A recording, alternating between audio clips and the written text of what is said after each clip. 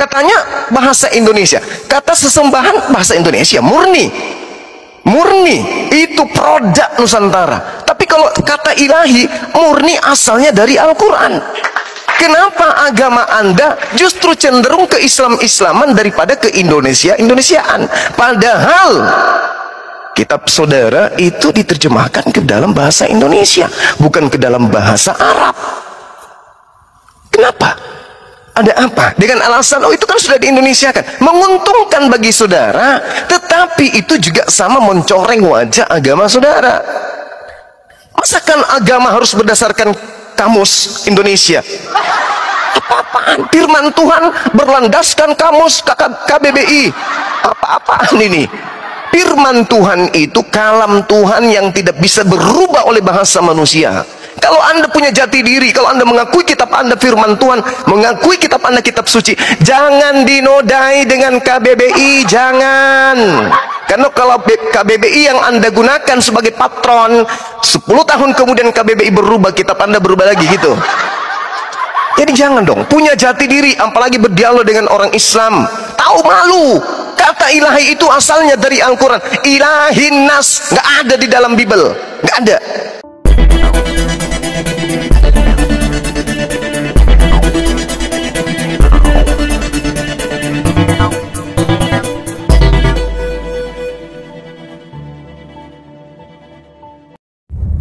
Saudara-saudaraku yang terkasih di dalam Tuhan, kembali saya dikirimi sebuah video, yaitu perdebatan antara Mr. Zuma dengan seorang apologet.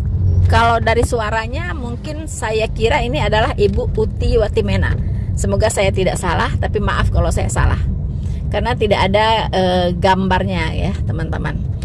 Nah, ternyata video itu berisi mengenai kata Allah ya, yang diklaim oleh Muslim sebagai milik kepunyaannya teman-teman ya. Jadi dia tidak suka ada kata-kata yang berbau-bau Islami ada di Alkitab begitu ya. Nah ini saya sudah sejak beberapa tahun yang lalu ya membahas ini, dan ini sudah pernah saya klarifikasi di video saya ya.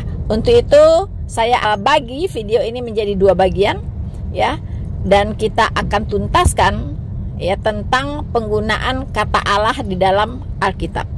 Satu hal yang ingin saya sampaikan ya, bahwa Allah Alkitab itu ingin Alkitab ini diterjemahkan ke dalam semua bahasa di dunia ini. Itu jelas sekali ayatnya ya, bahwa Tuhan Allah ingin ya, ingin dipuji, ingin disembah oleh seluruh umat manusia dalam segala bahasa ya. Jadi semua umat manusia akan bertekuk lutut di hadapannya dan menyembahnya dalam berbagai bahasa. Itu jelas ya. Jadi kalau Alkitab diterjemahkan ke dalam berbagai bahasa, itu memang keinginan Allah ya, itu memang perintah Allah. Mengapa demikian? Karena Allah yang Maha Esa ini, Tuhan yang Maha Esa ini, Elohim, itu ingin dikenal oleh umat manusia ini dengan baik ya. Kalau dia pakai bahasa yang tidak dimengerti oleh umat manusia ini ya, maksudnya dalam bahasa mereka masing-masing, bagaimana mungkin seluruh umat manusia ini bisa mengenal Elohim, mengenal Allah begitu ya? Bagaimana mungkin begitu? Makanya Alkitab harus diterjemahkan ke bahasa ibu mereka masing-masing ya, supaya firman Tuhan itu bisa dipahami dengan baik, dengan benar, sehingga umat manusia ini betul-betul mengenal Allah, tidak tertukar antara Allah dengan iblis gitu. Karena iblis juga mengaku-ngaku sebagai Allah dan ingin disembah juga oleh umat manusia begitu. Nah, kalau ada umat yang membaca kitab sucinya tanpa mengerti begitu kan, mungkin membaca bisa tapi tidak paham apa maksudnya ya, itu berbahaya sekali begitu ya. Dia tidak akan bisa mengenali Allahnya, mengenali ajaran yang ada di kitabnya itu dengan baik ya. Paling dia dengar-dengar pemuka agamanya bicara bla bla bla bla bla, ya udah dia percaya aja gitu ya kan. Nah kalau pemuka agamanya salah, ya dia ikut salah lah jemaah itu begitu kan. Itu kan sangat berbahaya sekali. Tetapi kalau dalam kekristenan itu berbeda ya. Kita umat Kristen di saat kebaktian itu kita membawa Alkitab, iya kan? Masing-masing jemaat membawa Alkitab di tangannya, begitu. Dan di saat gembala membacakan satu ayat, kita menyimak begitu. Bahkan kita membacanya silih berganti atau kita membacanya bersama-sama begitu. Jadi tidak ada yang bisa diselewengkan oleh pemuka agama ini ya, oleh gembala ini, atau dia tuker-tuker ganti-ganti ayatnya. Tidak bisa seenak udel dia, karena kita para jemaat pun membaca bersama-sama begitu ya, dan kita memahami bersama-sama, mengerti bersama-sama. Kalau sampai pendeta itu salah menafsirkan, kita juga bisa tahu begitu ya, pasti kita akan menanyakan gitu. Tadi apa Pak maksudnya begini-begini, bukankah begini-begini? Nah, akhirnya kita bisa berdiskusi dengan gembala kita begitu. Nah, begitulah kekristenan. Nah, dan memang Allah ingin Alkitab ini diterjemahkan ke dalam berbagai bahasa di dunia. Ya, tujuannya itu tadi, supaya umat manusia ini benar-benar mengenal Allah dengan benar, mengerti gitu loh. Ya, bukan hanya bisa membunyikan, melafalkan tapi entek nyaho gitu kan. Bukan begitu ya. Oke lah teman-teman ya, kita akan menyaksikan dulu ya pemaparan saya tentang polemik penggunaan kata Allah di dalam Alkitab.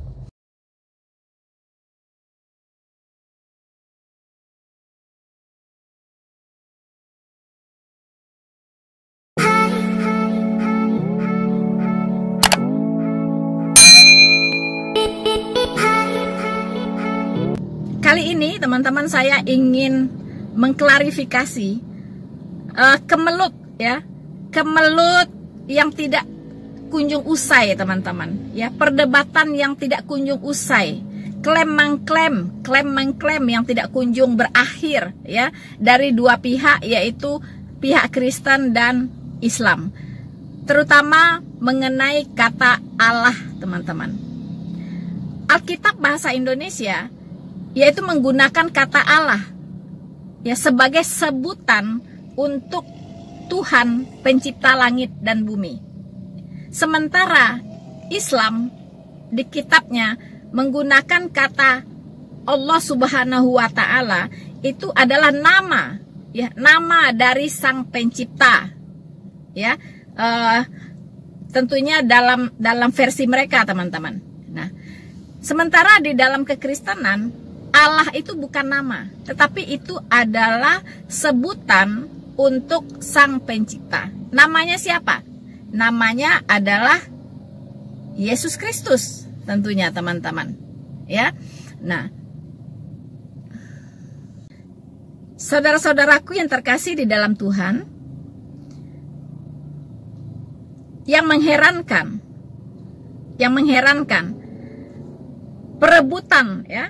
perebutan kata Allah ini itu hanya terjadi di Indonesia dan Malaysia teman-teman ya, dimana ini bahasa serumpun ya, bahasa serumpun. Di negara-negara lain karena tidak menggunakan kata Allah tidak terjadi masalah teman-teman. Di dalam bahasa Inggris Allah itu disebut dengan God, ya kan, God gitu. Tetapi karena Al-Quran itu tidak boleh diterjemahkan, mereka tetap ya memakai kata Allah Subhanahu wa Ta'ala. Tetapi dalam Alkitab itu tidak sama teman-teman ya. Alkitab boleh diterjemahkan dan memang harus diterjemahkan karena Allah mau ya semua bangsa memuji Dia dalam segala bahasa. Jadi harus diterjemahkan ke berbagai bahasa. Nah, penggunaan kata Allah untuk God itu hanya dalam bahasa Indonesia dan bahasa Melayu lah, karena Malaysia juga memakai teman-teman ya. Di Alkitab mereka juga dipakai kata Allah.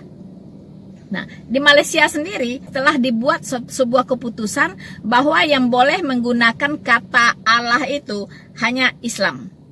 Begitu. Jadi orang Kristen kalau menulis ya, menulis di koran atau di majalah tentang kekristenan ya, itu tidak boleh pakai kata Allah. Ini sudah diputuskan teman-teman pada tanggal 15 Oktober tahun 2013 oleh pengadilan Malaysia, ya. Jadi diputuskan kata Allah itu hanya untuk muslim, teman-teman. Nah, jadi koran-koran Kristen dilarang untuk menggunakan kata Allah. Inilah, ya, kalau saya melihat ini sebuah kepicikan berpikir, ya, masih berada di zaman jahiliyah kalau saya bilang, ya. Begitu ceteknya begitu, teman-teman. Sebenarnya teman-teman muslim ini itu sangat terpaku dengan yang namanya kata. Teman-teman, kalau kita mau berpikir lebih maju sedikit, jangan terpaku dengan bentuk kata, ya. Boleh saja beberapa benda atau beberapa peristiwa atau beberapa fenomena itu menggunakan kata yang sama, boleh begitu. Tetapi harus dilihat lebih jauhnya, yaitu substansinya, teman-teman, ya. Kita harus melihat substansinya di balik penggunaan kata tersebut, ya. Apakah kata Allah di dalam Al-Quran itu dengan di dalam Alkitab itu substansinya sama tidak? Sama tidak? Ya. Contohnya kata ibu, ya. Ibu Rina, ya. Terus ada lagi Ibu Megawati misalnya. Sama-sama memakai kata ibu, begitu kan? Tapi apakah sama? Apakah sama Ibu Megawati dengan Ibu Rina Solihin? Tidak sama. Jadi harus dilihat substansinya. Itu hanya sebutan. Betul, berarti Kristen itu sudah benar bahwa kata Allah itu hanya sebutan. Begitu. Substansinya itu sangat berbeda dengan kata Allah yang ada di Al-Quran, yaitu Allah Subhanahu wa Ta'ala. Dan puji Tuhan, Al-Quran itu sudah membedakan begitu, yaitu Allah Subhanahu wa Ta'ala. Sementara Alkitab itu tidak memakai kata Allah Subhanahu wa Ta'ala. Itu aja sudah bisa dibedakan, ya. Jadi tidak perlu sebenarnya klaim-mengklaim atau berebut hak milik begitu, tidak perlu. Itu sangat kekanak-kanakan kalau saya lihat begitu kan. Dengan untuk kata satu kata itu aja bisa berperang begitu, bisa sampai ke pengadilan, bisa sampai itu ya ampun ya. Teman-teman, kebetulan saya orang linguistik, background saya linguistik, sosiolinguistik, teman-teman. Jadi saya sedikit banyak belajar tentang seluk-beluk bahasa, teman-teman. Jadi ada namanya kata-kata saduran, ya. Itu tidak bisa dihindari, ya. Kata-kata yang diserap atau kata-kata serapan dari bahasa-bahasa lain itu tidak bisa dihindari. Itu terjadi secara alamiah, begitu. Tidak bisa dikendalikan, ya. Kata-kata serapan itu akan masuk, ya. Kata-kata asing akan masuk ke dalam satu bahasa lokal itu sesuai dengan perkembangan dari kebudayaan, dari peradaban di bahasa yang bersangkutan begitu.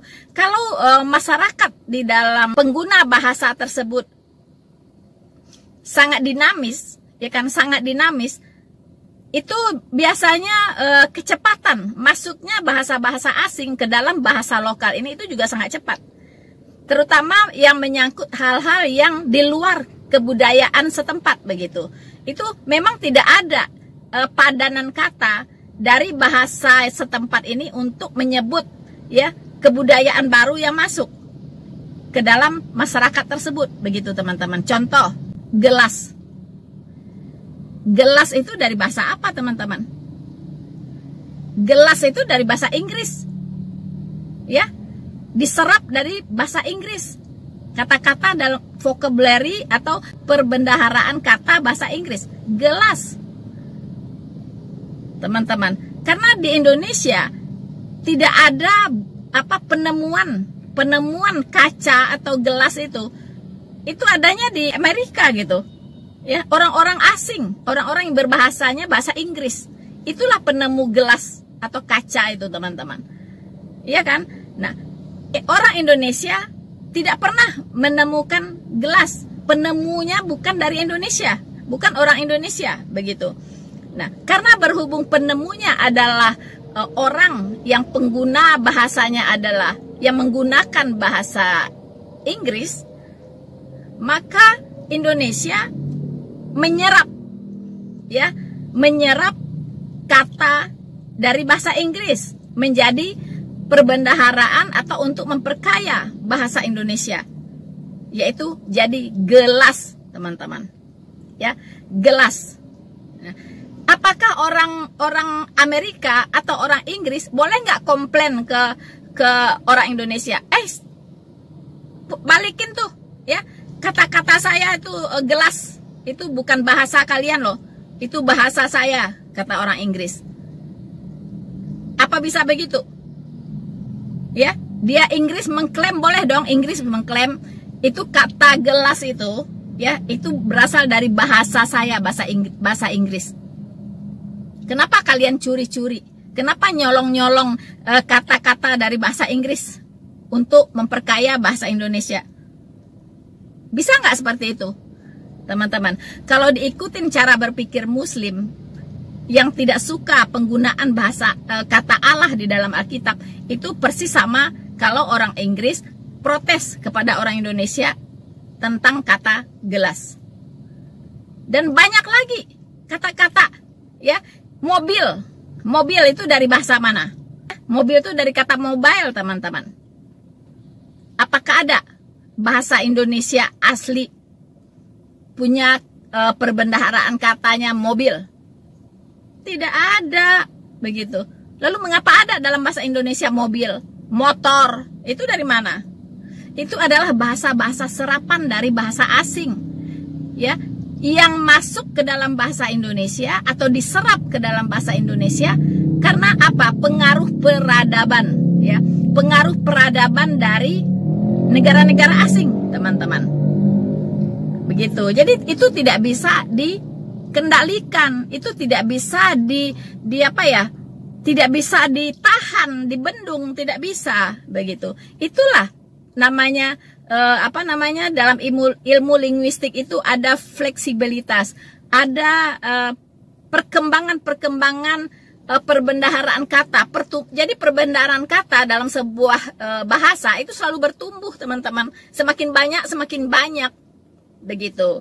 Kadang kata-kata yang dulu, yang sudah lama-lama bisa hilang, bisa tersingkir karena sudah jadul, jarang dipakai orang lagi, gitu. Ya.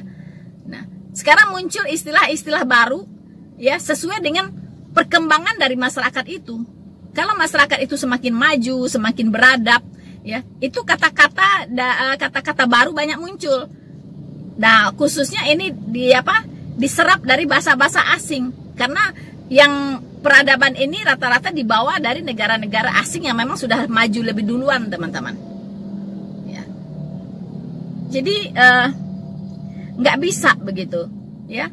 Mengklaim kata itu sudahlah, kelihatan bodoh sekali, begitu kan? Yang penting yang dipikirkan adalah substansinya. Kira-kira kata yang sama ini sama tidak substansinya? Kalau tidak, ya sudah, gitu. Ngapain protes-protes? Iya kan? Kenapa Alkitab bahasa Indonesia saja yang memakai kata Allah? Ya, bahasa inilah, berbahasa Malaysia juga, karena satu rumpun bahasa Melayu, teman-teman. Mengapa cuma Indonesia dan Malaysia? Toh di negara lain tidak dipakai kata Allah. Ya, itu tadi. Karena itu adalah perbendaharaan kata yang ada di dalam bahasa Indonesia untuk menyebut sang pencipta itu, yaitu Allah. Begitu ya. Allah. Begitu. Itu pengaruh dari, ya, bisa dua pandangan di sini. Kata Allah di dalam Alkitab itu berasal dari kata Elohim. Ya. Elohim, bukan Allah Subhanahu wa taala, ya. Elohim. Elohim itu sebutan, ya, terhadap Tuhan yang Maha Esa yang ada di Alkitab berbahasa asli. Teman-teman, kata Elohim itu jamak, ya. Elohim itu jamak. Tunggalnya adalah Eloah. Nah, ada satu ustadz mengatakan pas ditanya, jadi siapa nama Tuhanmu? Ditanya oleh seorang pendeta. Mereka berdebat. Kata dia, nama Tuhan saya Elohim. Dia mengaku-ngaku nama Tuhannya Elohim, teman-teman. yang Ustadz ini. Ya saya sebut sajalah Ustadz Zuma begitu ya. Nama Tuhannya Elohim. Kalau dia mengatakan nama Tuhannya Elohim, berarti dia mengakui Allah Tritunggal. Elohim, ya. Dia tanpa sadar sudah mengakui atau karena ketidaktahuan dia begitu, asal-asal asal klaim supaya klaim dia bahwa Allah Subhanahu wa taala itu sama dengan Allah yang ada di Alkitab. Dia tidak sadar bahwa Elohim itu jamak. Begitu. Ya. Nah, teman-teman. Jadi lihat substansinya. Saya pesankan lagi ke teman-teman, lihat substansinya. Jangan terpaku dengan bentuk katanya. Jangan hanya belajar ditinjau secara etimologis saja, ya. Tapi tinjau juga secara semantiknya, teman-teman, ya. Bagaimana makna dari kata tersebut? Nah, disitulah nanti bisa dibedakan. Ya, jadi Allah Alkitab yang ada di dalam Alkitab berbahasa Indonesia itu tidak sama dengan Allah Subhanahu wa taala yang ada di Al-Qur'an. Jadi jangan kegeeran gitu ya, teman-teman muslim. Jangan kegeeran begitu. Itu beda barang, beda barang. Ya. Nah, mengapa ada kata Allah di dalam Alkitab? Itu berasal dari kata Elohim. Ya, tetapi Alkitab berbahasa Inggris dia terjemahkan ke dalam God. Ya, tidak pakai kata Allah, teman-teman. Ini hanya kebetulan saja dari rumpun bahasa Melayu. Saudara-saudaraku yang terkasih di dalam Tuhan. Jadi yang harus kita pahami adalah substansi dari kata Allah. Ya. Jadi jangan lagi klaim-mengklaim bahwa kata Allah itu milik Islam. Itu sangat bodoh sekali, saya bilang. Bodoh sekali. Anda ini masih hidup di zaman jahiliyah, ya, di zaman jahiliyah. Tidak mengikuti perkembangan peradaban. Ya kan, teman-teman? Masa kata aja bisa klaim-mengklaim begitu, ya. Begitu banyak kata-kata bahasa asing yang ada di dalam bahasa Indonesia, ya. Seperti katalog, ya, kaset, ya kan? Catering, itu dari mana catering? Itu apakah itu bahasa Indonesia? Belum lagi misalnya karakter, ya kan? Karakter, kemudian komitmen, itu semua operasi, ya, itu semua dari bahasa-bahasa asing. Begitu banyak, ya, bahasa-bahasa asing yang diserap oleh bahasa Indonesia. Kalau diikutin cara berpikir orang Islam, ya, itu Indonesia ini miskin sekali dengan kata-kata jadinya, ya kan? Orang asing, orang yang berbahasa Inggris, pemilik dari kata ini bisa mengklaim juga, "Oh, itu hanya milik bahasa Inggris, tidak boleh dipakai dalam bahasa Indonesia." Lalu bagaimana? Carilah katanya, misalnya kalkulator. Ya, kalkulator, teman-teman. Itu dari bahasa Inggris. Nah, kalau itu diprotes hanya milik orang Inggris, orang Indonesia carilah, ya, kata yang sepadan dengan kalkulator. Apa? Mesin hitung, begitu ya, mesin hitung, mana mesinnya, begitu, nggak cocok juga. Apa? Tukang hitung, kok tukang?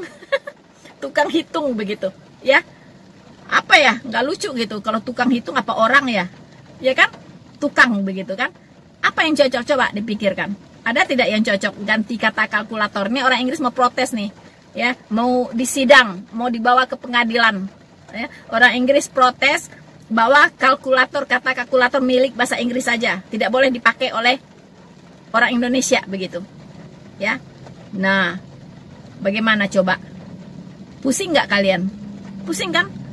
Itu baru satu kata kalkulator, ya. Terus kata operasi juga diprotes tuh, nggak boleh dipakai. Kata operasi, kalian mau ganti pakai kata apa? Kata apa? Bedah, ya. Dibedah, begitu, belum tentu, iya kan? Dibedah banyak konotasinya, bukan hanya operasi. Membedah buku juga bisa, iya kan? Ayo, gimana, teman-teman? Nah, jadi sudahlah ya, kalau diikutin cara berpikirnya Muslim, pusing, ya. Tidak masalah dibuat ruwet. gitu ya. Masalah yang simpel dibikin sulit, ya. Masalah sederhana dibikin ribet. Nah, itulah cara berpikir. Jadi orang seperti itu bukannya tambah maju tapi tambah mundur. Ya, tidak akan ada perkembangan begitu. Sibuk hanya dengan kata-kata begitu. Itulah karena terbiasa ya umat hafalan, jadinya begitu. Hanya kata-kata gitu. Nggak boleh beda sedikit bunyinya. Woi, langsung disalahin begitu kan. Dari panjang jadi pendek aja tidak boleh begitu kan. Nah, itulah. Jadi pola pikir itu terbawa-bawa kemana-mana begitu. So, teman-teman. Jadi sekali lagi, lihat substansi dari kata tersebut. Supaya Anda ini bisa menjadi orang beragama yang berbahagia begitu. Ya, jadi di otaknya jangan cuma berpikir negatif terhadap umat lain begitu ya, teman-teman. Nah, saya akan buktikan ya apa beda Allah dalam Alkitab dengan Allah Subhanahu wa Ta'ala di dalam Al-Quran.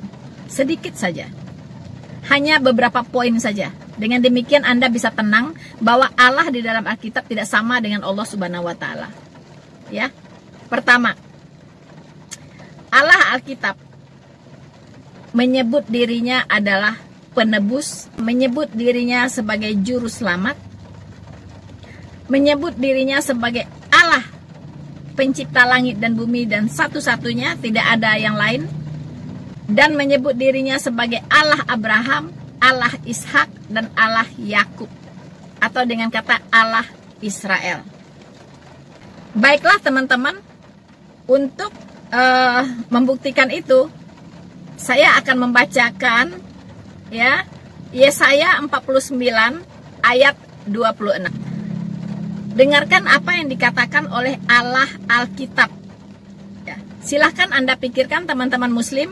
Anda ingat-ingat apakah Allah Subhanahu wa Ta'ala di kitab Anda mengatakan hal yang sama tidak? Ya. Apakah dia mengatakan hal yang sama seperti yang dikatakan oleh Allah Alkitab ini? Nah, saya akan bacakan ya untuk teman-teman. Yesaya 49 ayat 26. Aku akan memaksa orang-orang yang menindas engkau memakan dagingnya sendiri, dan mereka akan mabuk minum darahnya sendiri, seperti orang mabuk minum anggur baru, supaya seluruh umat manusia mengetahui. Dengarkan baik-baik. Supaya seluruh umat manusia mengetahui, termasuk saudara Muslim ya, harus tahu ya, bahwa aku, Tuhan, adalah juru selamatmu dan penebusmu yang maha kuat, Allah Yakub. Ada tidak Allah Subhanahu wa Ta'ala di kitab Al-Quran Anda, di Al-Quran Anda mengatakan hal yang sama? Bahwa dia adalah juru selamat, bahwa dia adalah penebus, bahwa dia adalah Allahnya Yakub yang maha kuat, yaitu Allah Israel. Ada tidak? Tidak ada. Tidak ada. Berarti Allah di Alkitab bukan Allah Subhanahu wa Ta'ala yang ada di Al-Quran. Oke? Karena Allah Subhanahu wa Ta'ala di Al-Quran tidak mengakui penebusan dan tidak mengakui sebagai juru selamat.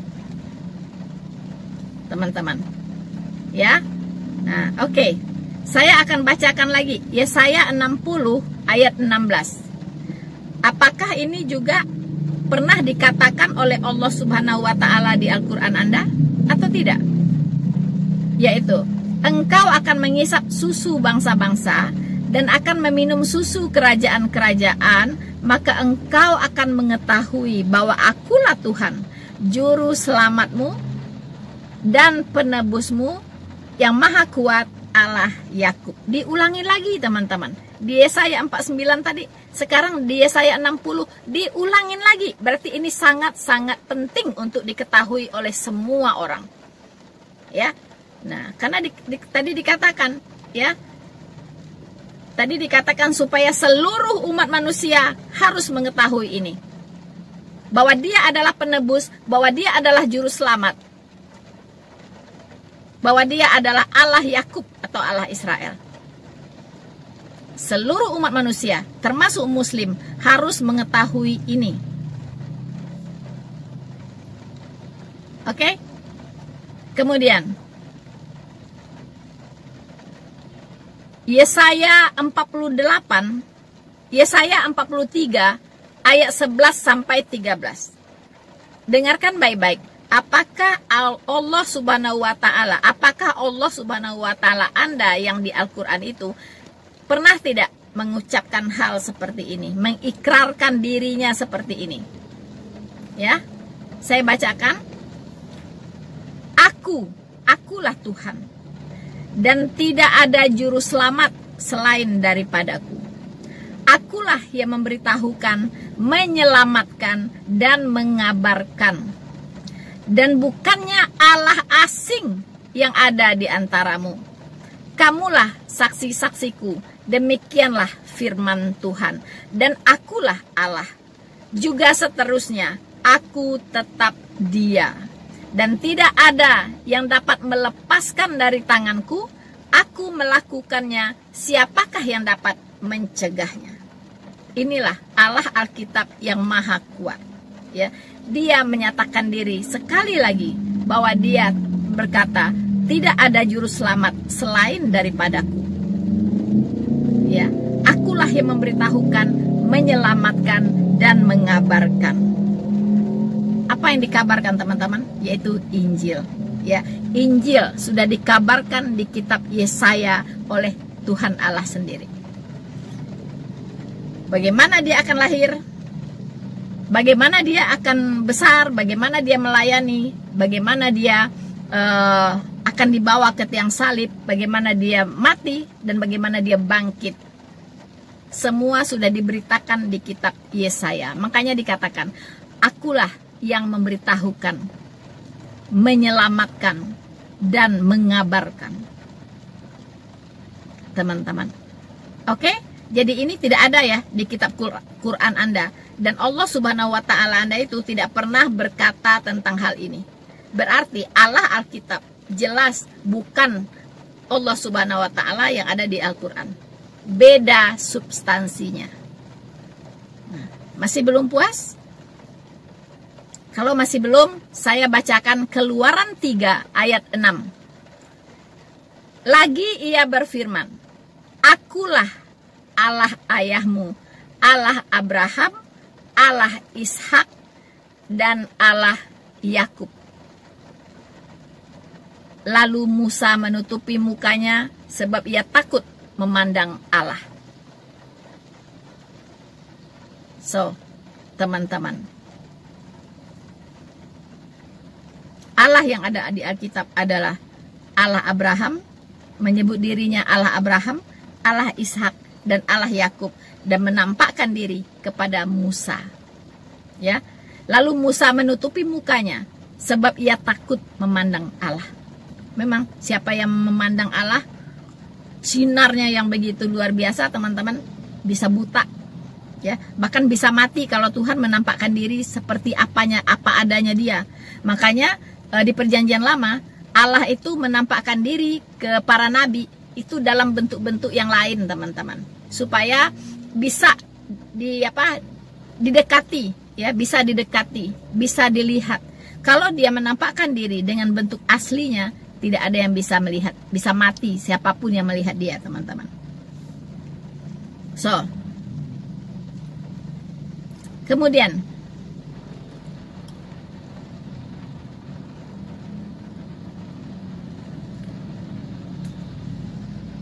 saudara-saudaraku yang terkasih di dalam Tuhan, semoga yang saya sampaikan ya singkat, padat, teman-teman, ya, bagaimana kita bisa membuka dimensi berpikir kita, bagaimana kita bisa memperluas wawasan kita, ya.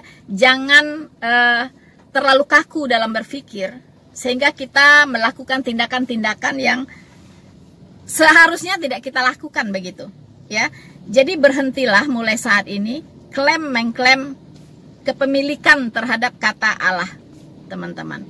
Tidak perlu diikutin cara berpikir orang Malaysia, Muslim Malaysia, ya. Mungkin dia, ya, cara berpikirnya baru sampai di situ, begitu. Tapi tunjukkan bahwa kita orang Indonesia bisa berpikir lebih maju dari mereka, teman-teman. Ya, jadi tidak perlu penggunaan kata Allah dibawa pula ke dalam sidang, ya, ke pengadilan, teman-teman. Tidak perlu. Cukup buka pikiran Anda, buka wawasan Anda, ya. Maka semua tidak ada yang jadi masalah. Saya sudah membuktikan tadi bahwa kata Allah di dalam Alkitab dengan kata Allah Subhanahu wa taala yang ada di Al-Qur'an itu substansinya sangat berbeda. Ya. Setiap kata bisa dipakai atau digunakan dalam berbagai konteks, ya. Satu kata bisa digunakan dalam berbagai konteks. Kalau konteksnya berbeda, maka maknanya berbeda, bisa berbeda, teman-teman, ya. Kalau konteksnya berbeda, maka maknanya berbeda, ya. Jadi lihatlah penggunaan kata Allah di dalam Alkitab by konteks. Oke? Teman-teman, pastikan tidak ada lagi perdebatan, rebut-merebut, ya, hak kepemilikan kata Allah, terutama bagi teman-teman yang muslim. Berhentilah. Allah di dalam Alkitab tidak sama dengan Allah Subhanahu wa taala yang ada di Al-Qur'an Anda, ya. Jadi tidak perlu protes-protes lagi, tidak perlu teriak-teriak lagi, ya, bahwa Alkitab itu mencuri kata Allah dari Al-Quran. Tidak perlu. Kalau memang demikian, nanti tuh orang-orang, ya, yang berbahasa Inggris, negara-negara yang berbahasa Inggris bisa membawa, ya, bahasa Indonesia ini ke pengadilan, teman-teman. Banyak soalnya kata-kata asing yang diserap oleh bahasa Indonesia dari bahasa Inggris banyak sekali. Seperti diantaranya tadi sudah kita sebutkan, ya kan? Kalau diikutin cara berpikir Muslim, maka kacau, teman-teman, ya. Jadi mari berpikir lebih maju. Bahasa itu berkembang sesuai dengan perkembangan zaman, sesuai dengan perkembangan teknologi, sesuai dengan perkembangan kebudayaan, sesuai dengan perkembangan peradaban dan ilmu pengetahuan. So, teman-teman, berpikirlah secara realistis.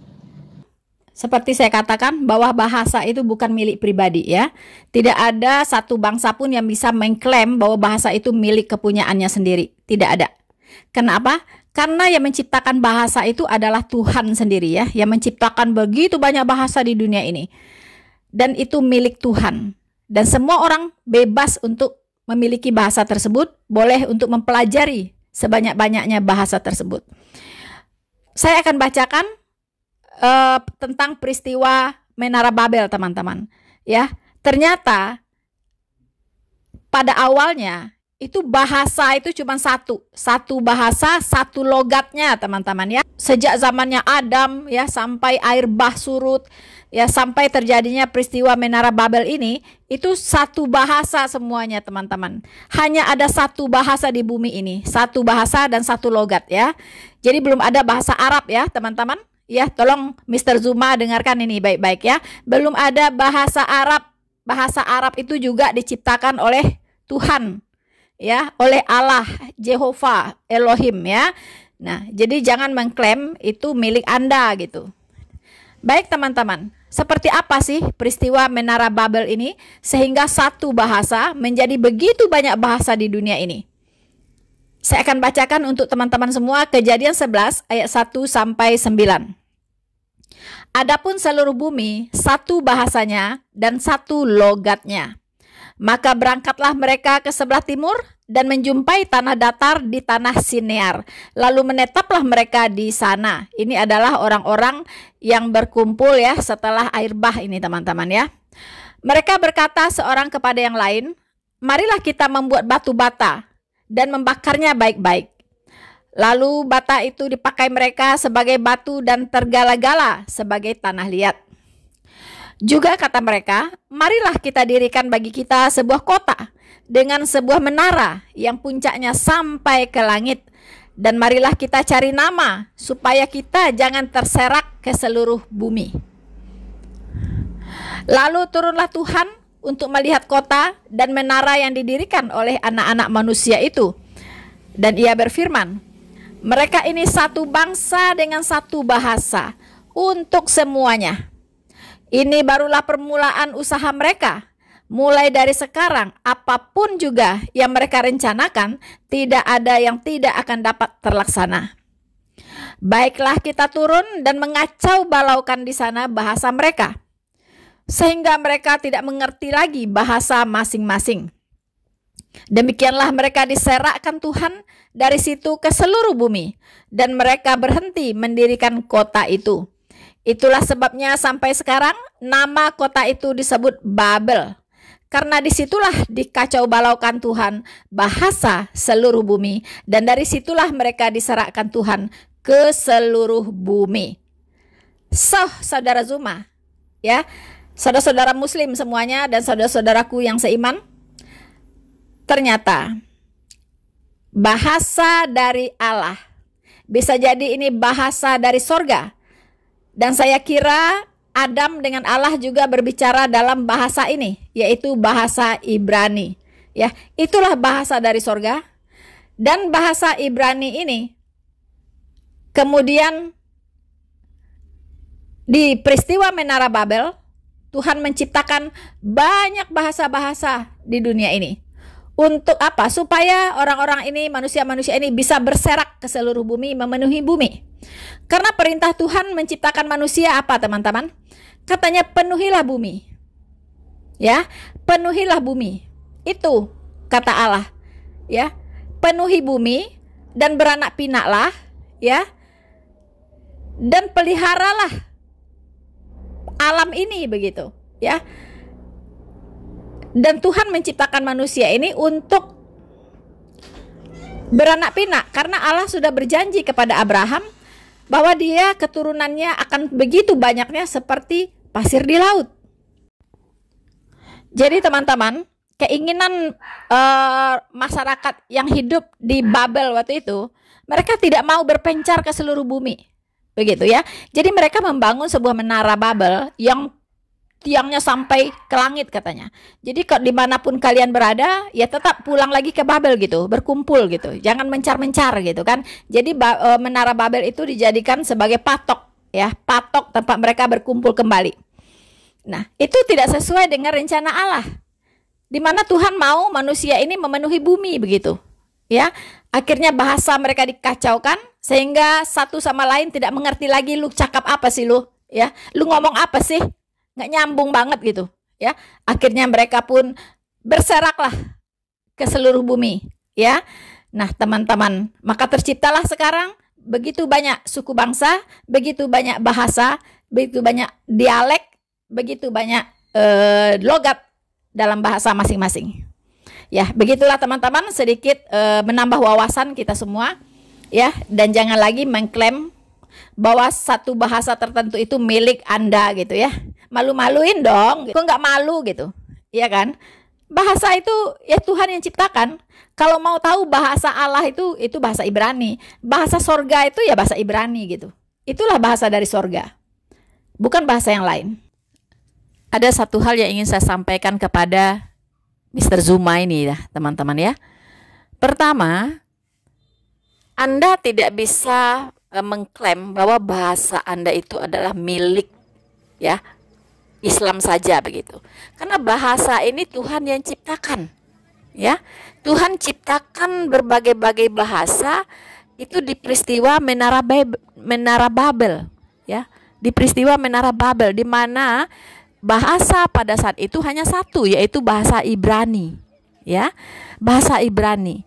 Kemudian karena satu hal, ya, Tuhan mengacaukan bahasa orang-orang di sana, ya, mengacaukan bahasa manusia sehingga terciptalah berbagai-bagai bahasa di dunia ini. Termasuk bahasa Indonesia, termasuk bahasa Arab. Ya. Jadi semua bahasa di dunia ini itu tidak diciptakan oleh masyarakat itu, tetapi diciptakan oleh Tuhan.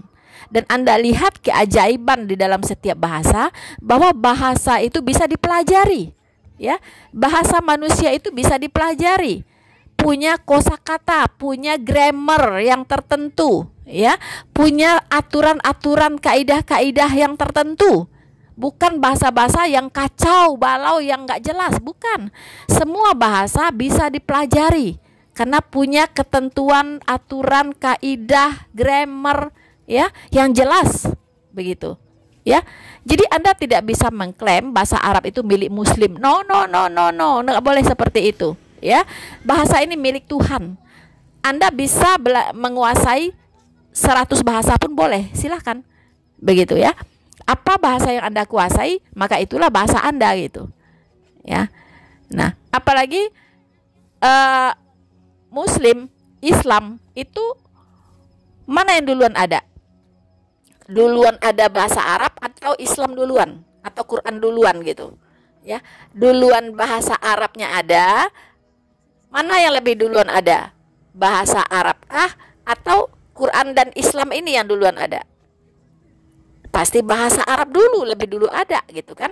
Makanya dari satu penelitian ya, itu ditemukan bahwa di dalam Injil pra-Islam ya, bahkan di dalam Alkitab pra-Islam itu sudah ditemukan kata Allah. Alkitab berbahasa Arab. Yang pasti Anda bedakan adalah kata Allah di dalam Quran Anda itu substansinya berbeda dengan kata Allah di dalam Alkitab.